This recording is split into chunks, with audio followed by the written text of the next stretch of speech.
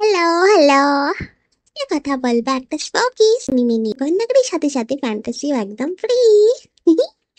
তো ভূতের গল্প, ফোকলোর, আলাদা রকমের আর্ট স্টাইল নিয়ে বানানো স্কুল লাইফের একটা যদি অ্যানিমি তোমার দেখতে ইচ্ছে হয় তাহলে স্ক্রলিং বন্ধ করে শুনে না এই হ্যাপি অ্যানিমি রিভিউ। অ্যানিমির নাম হলো দ্য মোনোনোকে লেকচার লাভস অফ চুজ এনজি সেন্সাই।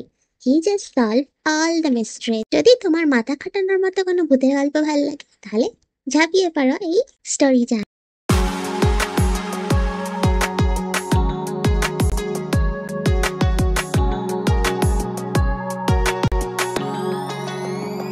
অ্যানিমে পোস্টারটা হয়তো তোমরা দেখে থাকবে, সেটা হলো এইখানে। আর একদমই হয় যে বসে আছে সেটা হলো চুজেনজি সেন্সেই। প্রথমে দেখে মনে হলো সে হয়তো কামবেকে দাইসুকের মতো একজন কেউ হবে, কিন্তু তার ভ্রু দেখলেই মনে হয় সে যেন একজন কড়া ম্যাথ টিচার। কিন্তু সে আসলে অনেকটাই কুল, এবং সেই সাথে সে ম্যাথ তো আদৌ পড়ায় না, সে পড়ায় হচ্ছে লিটারেচার। আর সে হলো স্পিরিচুয়াল জিনিসপত্রের বিশেষজ্ঞ।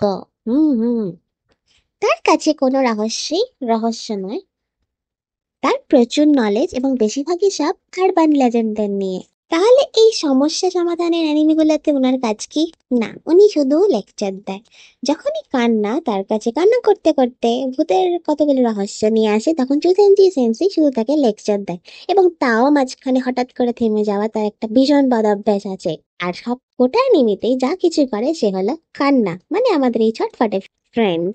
কান্না ভীষণ মিষ্টি আর কিউট, সে খেতে খুব ভালোবাসে, সেই সাথে ভালোবাসে পড়তেও, আর সবাইকে সাহায্য করতে। কারো খুব দুঃখ, কারো কোনো কষ্ট হলেই কান্না সেখানে ঝাঁপিয়ে পড়বেই, বিশেষত তার যদি বন্ধুরা হয়। চুজেনজি সেন্সের জন্য কান্নার একটা টাইটেলও জুটে যায়, যা হলো ঘোস্ট এক্সরসিস্ট। হি হি। আসলে গল্পটা সবকিছুই তো ভূত নিয়ে, কিন্তু যদিও সবটাও স্পোকি হলে ভূত আসলে নেই, কিন্তু সেই ভূত ভুতুড়ে ভাবটাই গল্পটার মুড এনে দেয়। আর সেই সাথে প্রত্যেক এপিসোডের শেষে একটা মিষ্টি ভালো লাগা এনে দেয়। চুজেনসির smart lecture, smart problem solving বেশ ভালো লাগায়। সেই সাথে তার কিছু বন্ধুরা আছে যাদের প্রত্যেকের ক্যারেক্টার ভীষণ ভীষণ আলাদা।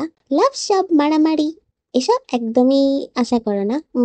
এটা শুধুই টাইম এনজয় করার মতো অ্যানিমে। সেটা যদি না ভেবে দেখতে থাকো তাহলে ইমোশনাল ড্যামেজ। কিছু কিছু ঘটনা খুবই ক্রেজি, মানে এটা তুমি আগে থেকে কল্পনাই করতে পারবে না ওইটার সাথে এরকম হয়েছিল, কারণ তোমাকে পুরো ডিটেলসটাই দেওয়া হবে না। তারপর যখন ডিটেলসটা দেওয়া হবে তখন বোঝা যাবে হ্যাঁ এটার আসলে কিছুই ছিল না। এটা কিছুটা আমাদের ভাবতে বাধ্য করে, যখন আমরা নিজেদের লাইফে ভাবি ও এটা বোধহয় কিছু একটা ভুতুরে জিনিস ঘটছে, কিন্তু আসলে সেটাকে হয়তো বিশ্লেষণ করে দেখা সেটা আদৌ ভুতুরে কিছু নয়, বা হয়তো কিছু এমন জিনিস যেটা আমরা জানি না। গল্পটা তো সেরকমই ভাব নিয়ে এসছে।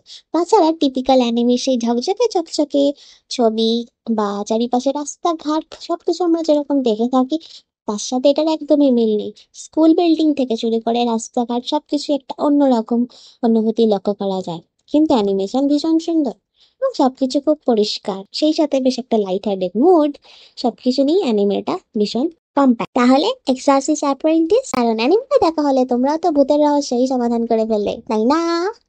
তাই আমি আর বেশি বলবো না, রিভিউ এখানেই খতম করে দিচ্ছি। গল্প বললে তো মজাই থাকবে না। যদি এই রিভিউ তোমার ভালো লেগে থাকে তাহলে কার্স আর্টিফেক্টের মতো লাইক বাটনে দুম করে মেরে দিতে ভুলো না। হি হি। এরকম আরো রিভিউর জন্য সাবস্ক্রাইবও করতে ভুলো না। আমাকে জানিও তোমাদের দেখা ফেভারিট স্পোকি অ্যানিমি কোনটা, আমিও তাহলে দেখবো, তাই নয় কি? Until the next time, bye bye.